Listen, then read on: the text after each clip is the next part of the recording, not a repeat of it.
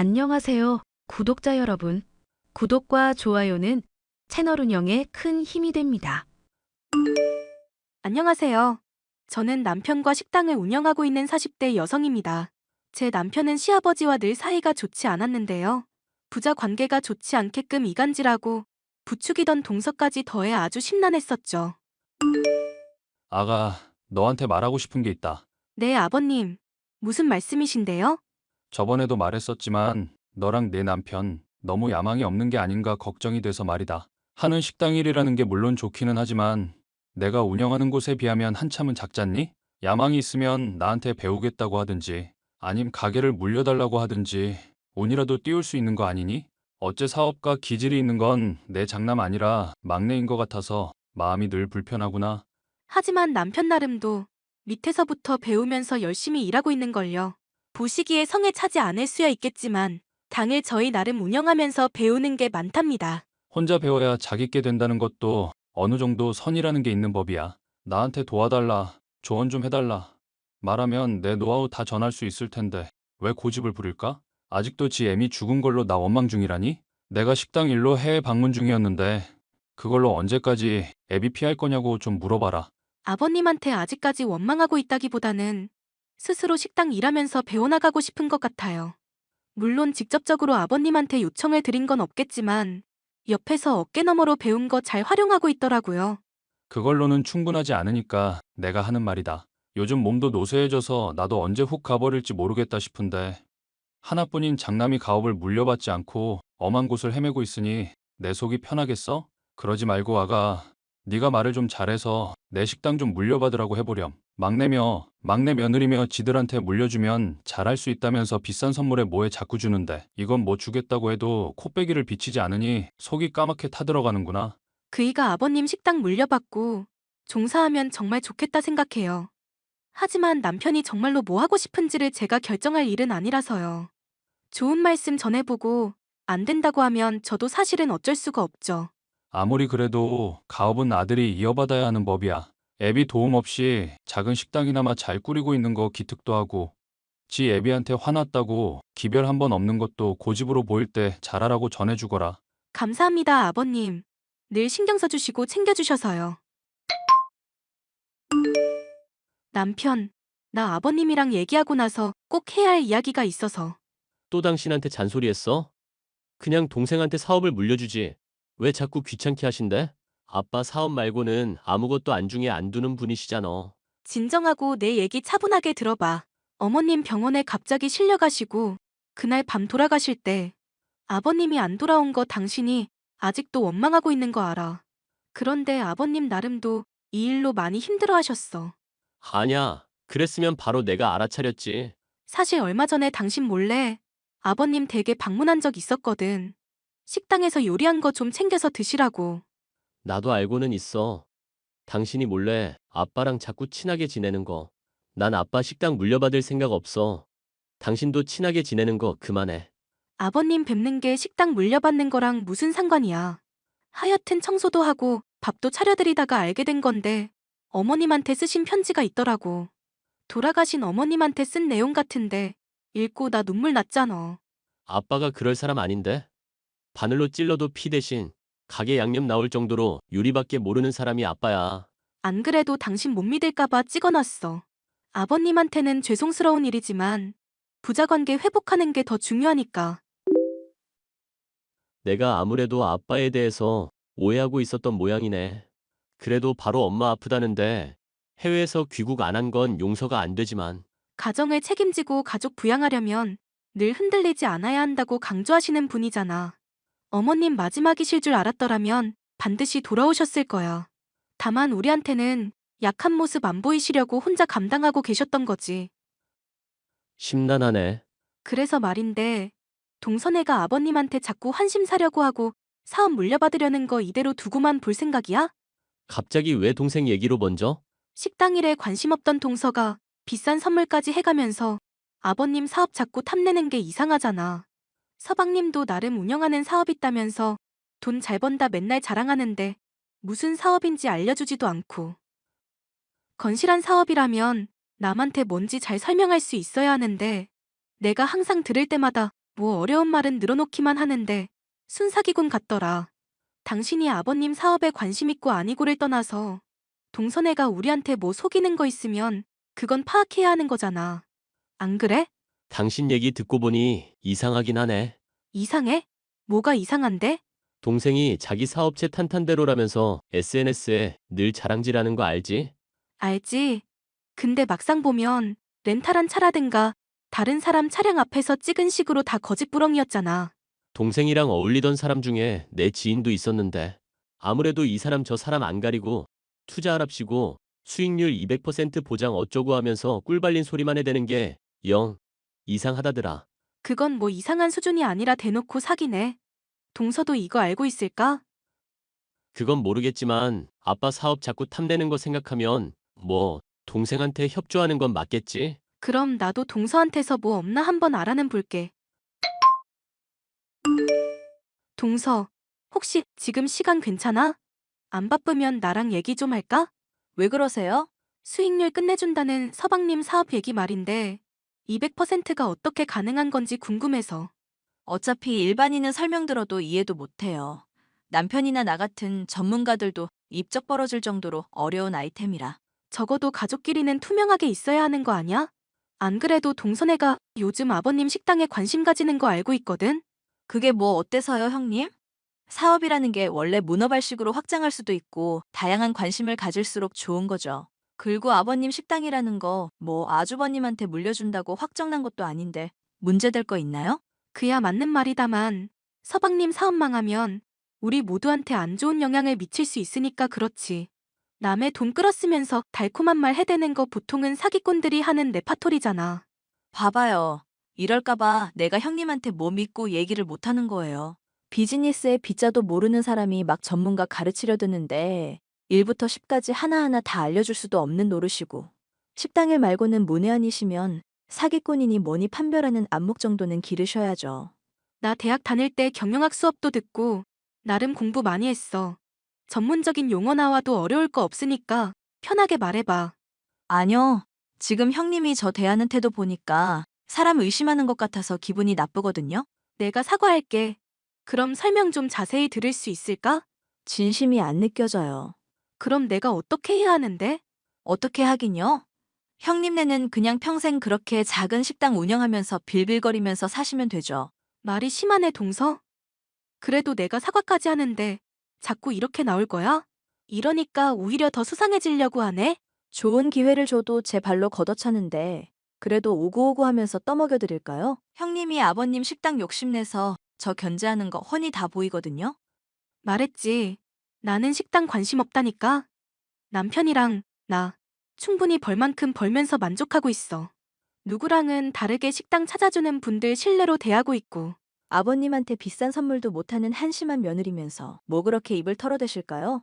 욕심 내려놓으시고 제발 분수에 맞게 사세요. 저번 만날 때 저희 부부 비싼 차 타고 나타나니까 어디서 났냐고 시기하고 질투하던 거 아주 생생하게 떠오르네요. 대체 언제까지 자격지심 느끼실 건데요? 네? 대체 언제까지 이럴 거냐고요? 어디서 났냐 물어봤던 건 맨날 비싼 차 샀다고 해놓고 렌탈이거나 다른 사람 차거나 하는 식으로 기만을 하니까 그런 거지. 그걸 시기 질투라고 하면 범죄자 신문하는 경찰이 제일 시기 질투심 강한 사람이겠다? 개떡 같은 비유 아주 잘 들었네요. 형님이랑 더 얘기하기 싫으니까 그냥 앞으로는 말을 마세요. 이런 쉬운 비유도 이해 못하면서 다른 사람 어떻게 사업 투자하라고 설득하는지 모르겠다. 그럼 앞으로 나랑 남편은 그냥 동선의 사기꾼으로 생각하고 있을게. 맘대로 하시라고요. 나중에 땅 치고 후회할 일 있을 거니까. 앞으로 손 벌리더라도 절대 도와주지 않을 거니까 그렇게 아시고요. 평생 거지같이 사세요. 제발요. 뭔가 좀 캐모를라 치면 발끈부터 하는 동서. 저와 남편을 비롯해 아버님까지도 사기를 치려는 게 훤히 보였는데요.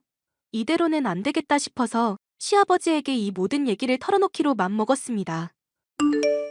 아버님, 동서 일로 말씀드릴 중요한 얘기가 있어서요. 동서며 서방님이며 사람들 투자하라면서 끌어모으는 거 순사기 같아서요. 그건 또 어떻게 알게 됐니?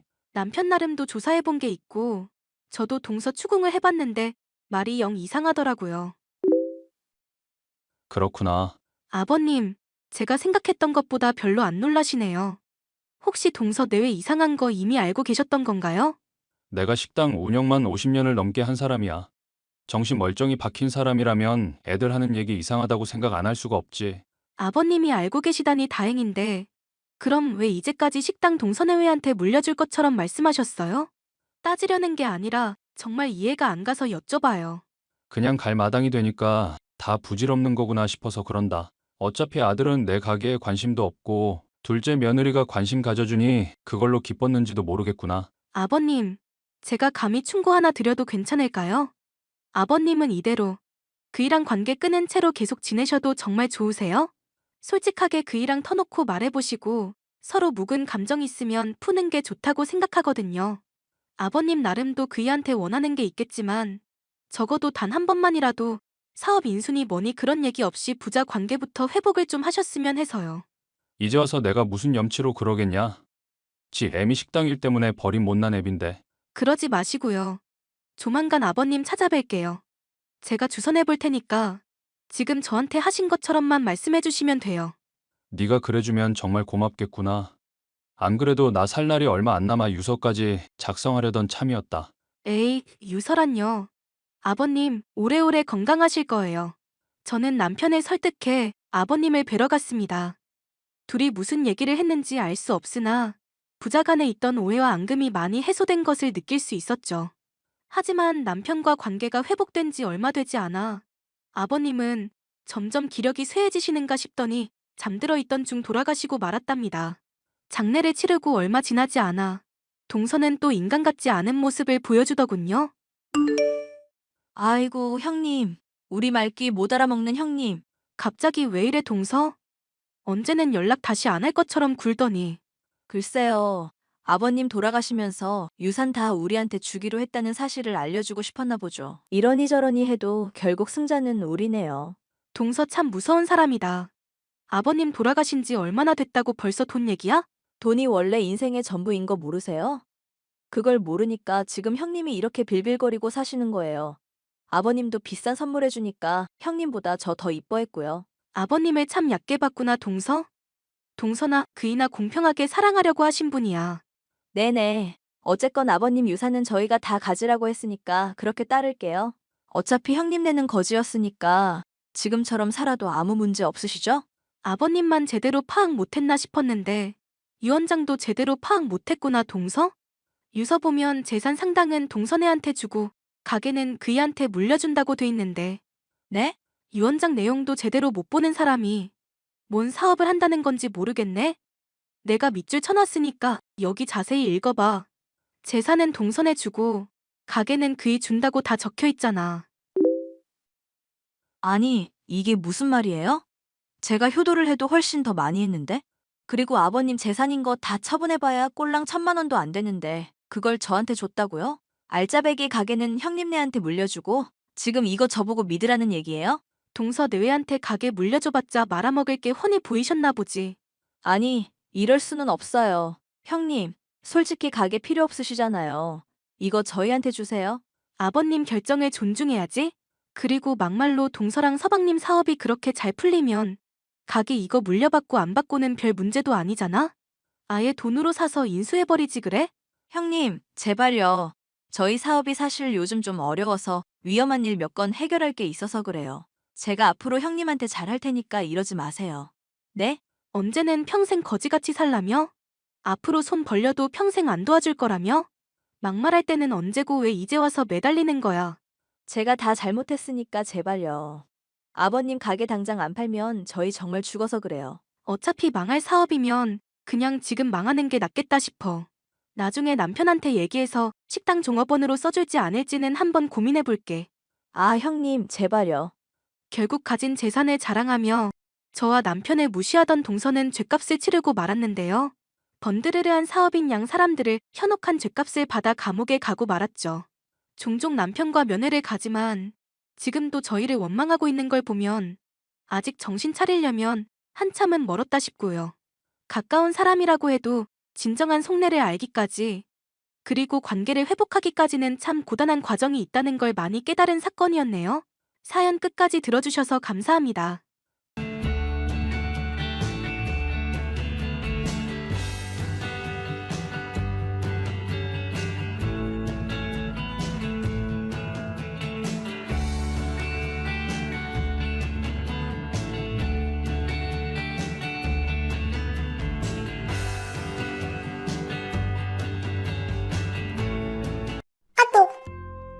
슬비야, 오랜만이다. 반년 전에 결혼식 한 이후로 한 번도 못 봤네. 잘 지내고 있니? 아, 안녕하세요, 어머님. 무슨 일이세요? 저번 달에 출산했다고 들었어. 네? 축하한다. 출산하느라 고생 많았어. 아니, 누가 나불댄 거예요? 나불대다니, 무슨 그런 말을 하니? 승현이한테 들었어. 승현 씨가 그랬다고요? 아, 진짜 마마보이지 좀 적당히 하라고 그렇게 말을 했는데도. 슬비야! 어머님, 결혼식 때도 말씀드렸지만 저는 그쪽 가족 친지들이랑 어울릴 생각은 없어요. 상견례랑 결혼식은 상식적으로 하는 게 맞으니까 그냥 그렇게 한 거지만 그 이상은 안 되겠어요. 전 10월도 겪고 싶은 생각은 조금도 없다고요. 안 그래, 슬비야. 어머님은 생긴 것부터가 괴롭힐 것 같아서 싫어요. 내 눈매 때문에 그러는 거니? 뭐 가족들과의 교류는 강요하지 않을 생각이니 그건 너한테 맡기겠다만, 출산을 끝낸 며느리한테 축하한다는 말 한마디 하는 것 정도는 시어머니로서의 예의라고 생각해서 연락했을 뿐이야. 아, 뭐야? 손주 보고 싶으신 건가 봐요? 어? 뭐 보여준다고 하면 보고 싶긴 하지. 그럼 출산 기념으로 한 2천만 원 주시면 만나게 해드릴게요. 2천만 원? 어머님이라면 그 정도는 감당하실 수 있을 거 아니에요. 안 돼. 아, 그러세요? 그럼 손주는 평생 못 만나는 거죠 뭐. 그래, 그럼 알겠다. 네? 다시 한번 말하지만 나는 네가 출산했다고 하길래 수고했다고 격려해주려고 카톡한 거야. 그런데 그런 식으로 무례한 태도를 보이는데 이게 다 무슨 소용이니? 너 좋을 대로 하렴. 뭐야? 정말로 손주 못 만나도 상관없으세요? 동서가 아이를 못 갖는데도요? 저희도 제 나이를 생각해서 그냥 한 명만 낳기로 했어요. 어머님한테는 저희 아이가 유일한 손주라고요. 무슨 소리야? 혜인이 3달 전에 쌍둥이 아들 낳았잖아. 네? 불임 치료한 지가 언젠데? 저는 처음 듣는 소린데요? 승현이가 말 안 해주든? 에? 승현 씨요? 너한테도 말했더니 별로 궁금하지도 않다는 듯이 흘려듣고 말았다고. 동생 부부한테는 자기가 직접 출산 축하해주겠다고 머쓱해하면서 말하던데? 네? 설마 얘기 자체를 안 듣고 있었던 건 아니지? 당최 무슨 소리래요? 그럼 이제 됐지? 네? 나는 그냥 간단하게 수고했고 축하한다는 말만 하고 끝내려고 했는데 네가 막 이런저런 얘기를 하는 바람에 길어진 거야. 뭐라고? 그럼 이만 줄일게. 아니 동서, 나보다 서열도 낮은 주제에 애 낳은 걸 시어머니한테 아부 떠는데 써먹다니 배짱 좋다? 장남 며느리인 나를 두고 감히 첫 손주를 낳아? 뻔뻔하게 짝이 없네. 너 그거지? 어머님 재산 노리고 그러는 거잖아. 불임인 주제에 일부러 돈 엄청 써가면서까지 애를 낳았다는 건 나중에 들어올 어머님 유산이 많이 들어올지도 모른다고 생각해서 그런 거 아니야? 근데 어머님 세대 사람들은 장남이 제일 중요해. 그래서 보통 유산은 전부 다 장남한테 주고 싶어 한다고. 그리고 나는 그런 아부를 떨지 않아도 첫째 며느리라는 이유만으로도 유산을 받을 수 있어. 그니까 네가 손주를 몇 명을 낳든 뭐라든 니네가 받을 유산은 10원도 없다고. 딱하게 됐네.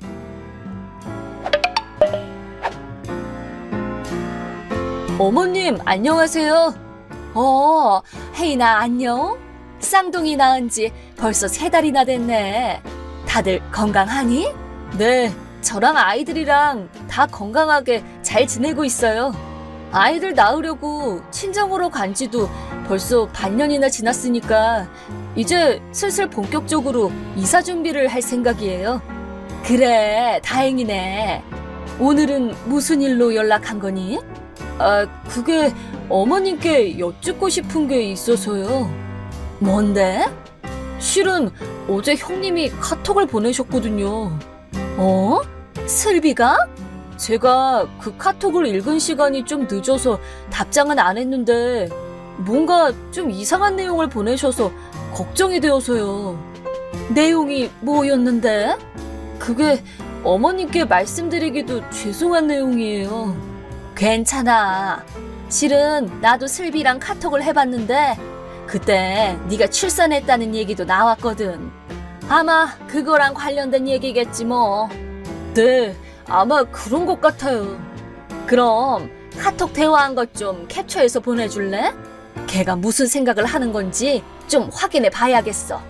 네, 잠시만요. 이게 무슨 소리지?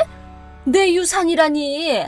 먼저 떠난 애들 아빠도 그냥 평범한 회사원이었고 연금이랑 알바 조금해서 받는 돈으로 살아가고 있는 나도 딱히 남겨줄 유산은 없는데 뭔가 착각을 하고 계신 것 같긴 한데 제가 형님이랑 얘기해서 자세하게 물어보는 게 좋을까요? 만약 오해가 있다면 서로 푸는 게 좋을 것 같기도 하고. 글쎄, 아무것도 안 해도 괜찮을 것 같은데? 네? 그래도 괜찮을까요? 승현이한테는 말해놓을 생각이야. 근데 슬비는 내가 시어머니라는 이유만으로 일방적으로 적대시하고 있고 나랑 사이좋게 잘 지내고 있는 너희 보고도 똑같이 적이라고 생각하고 있을 거 아니니? 그런 것 같네요.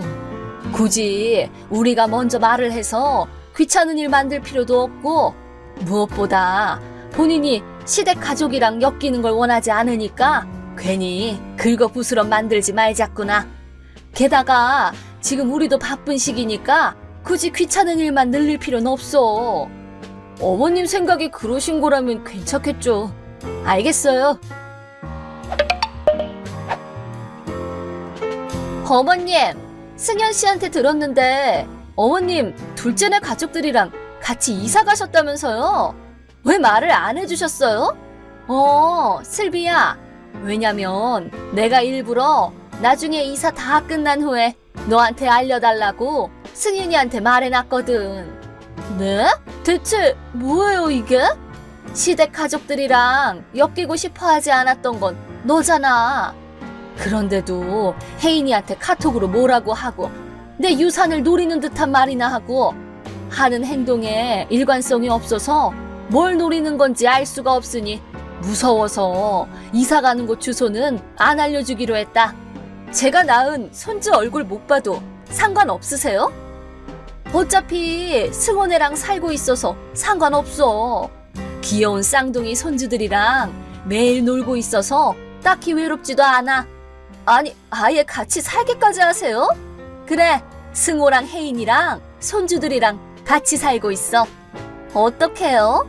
이제 혜인이 10월드 겪느라 고생 좀 하겠네요. 불쌍해라. 내가 왜 그런 짓을 하겠니? 그렇게 착한 며느리가 또 어딨다고? 네? 혜인이가 친정으로 가서 애를 낳는다고 반년 정도는 따로 살고 있긴 했지만 우리는 2년 전부터 항상 같이 살고 있었어. 응? 굳이 며느리끼리 비교하고 싶은 생각은 없지만 우리 사이에 고부 갈등 같은 건 하나도 없어. 와, 진짜 아무것도 모르시는구나. 무슨 얘기니? 어머님, 그거 아세요? 혜인이가 얼마나 은큼한 앤데요. 그렇게 같이 살면서도 모르세요? 첫 손주를 낳은 건 그냥 재산을 노리고 계산적으로 그런 거라고요. 불임인 주제에 굳이 큰돈 들여서 불임 치료를 받아가면서 출산한 걸 보면 언젠가 들어올 어머님 유산을 바라보고 그랬다는 게 뻔히 보이잖아요. 이제 좀 아시겠어요? 슬비야, 내 유산이라니 무슨 소리야? 네? 난 유산을 남겨줄 만큼의 요력이 안 되는데? 그렇게 겸손하실 거 없어요. 뭐 이사하고 싶으시면 그렇게 하세요. 그건 그거대로 저희도 감사한 일이니까요. 감사하다니? 이만 실례할게요. 아니, 어머님! 왜 그 집에 처음 보는 사람들이 살고 있는 거예요? 무슨 소리야, 또? 집이요. 어머님이 이사 가시기 전에 살고 계셨던 방 4개짜리 아파트 말이에요. 모르는 사람들이 살고 있다니까요? 뭐야? 거기는 왜 간 건데? 어머님이 이사 가셔서 빈집이 되었을 테니까 저희 가족이 가서 살려고 일부러 이사 준비해서 왔단 말이에요. 이게 대체 어떻게 된 거예요? 거기 애초에 월세로 살고 있던 집이야. 네? 집 주인이 혜인이 할아버님이야. 새 집이 완성될 때까지 잠깐 살기 위해서 1년 반 정도 빌려서 살고 있었던 거라고. 뭐라고요? 어머님, 아버님이 돌아가시면서 상속받았던 어머님 집 아니었어요? 네 시아버지는 여기저기 발령이 자주 났기 때문에 집을 안 샀었어.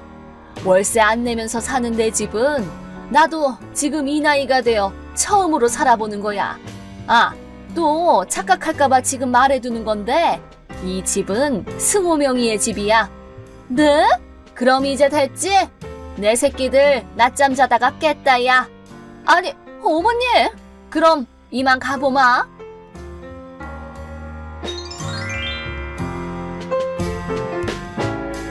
슬비는 어쩔 수 없이 친정으로 갔고 사정을 들은 사돈 어른에게 크게 혼났다고 합니다. 듣자 하니 슬비는 승연이가 출장 가 있는 사이에 지금까지 살고 있던 집을 해약하고 성급히 이사를 준비한 거였다고 하더군요. 결국 승연이도 인내심의 한계를 느끼고 이혼을 결심했습니다. 그러자 슬비는 싱글맘이 되기는 싫다고 울부짖었고 양육권은 승연이가 가져가게 되었습니다. 하지만 이런 경우에는 자신이 양육비를 내야 한다는 사실을 처음 알았나 봅니다. 본가 근처에 있는 마트에서 어떻게 일하게 되기는 했지만 어느샌가 이상한 착각을 하고 시어머니의 재산을 노리고 이혼당해서 양육권까지 포기한 여자라는 소문이 그 동네에 쫙 퍼져서 지금은 얼굴을 들지도 못하고 축 처져서 조용히 일만 하고 지낸다고 합니다.